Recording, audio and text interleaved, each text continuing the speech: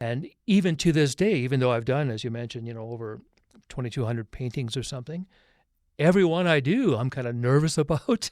There's a little insecurity and stuff, for a lot of reasons, including, my bar is high. I mean, I set that bar high, and I have to reach that bar. That's the pressure I put on myself, and that's okay. And it's nerve-wracking staring at a blank canvas. Yeah, yeah. I know what I'm going to paint, because the image is in place, and I know what I'm going to do.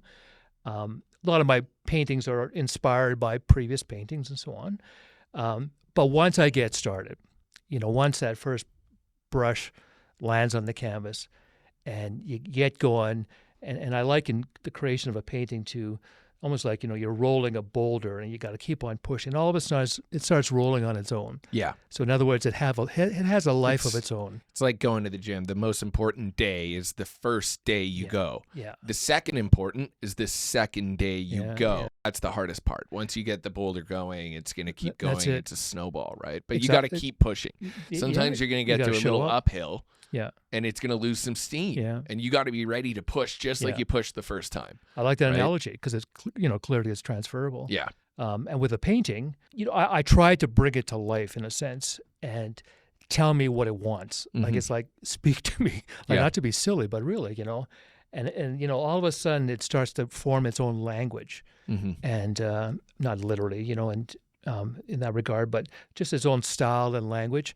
And I honor that and I roll with that. And that's part of the reason why I paint alone and I don't answer the phone and I just listen to my music, because I'm acutely aware of what's happening with that painting. Because every single brush I put down affects that painting. Of course it does, and it's a real yin yang. Do something over here, you got to address it over there. I like these little analogies, but it's almost like a symphony conductor. Yeah. You got to get all the music working together. Yeah. That's how painting is, top to bottom, left to right. And with that too, the way I choose to paint and the way I naturally paint is more kind of emotional and expressive, as opposed to like rendering and photorealism and stuff.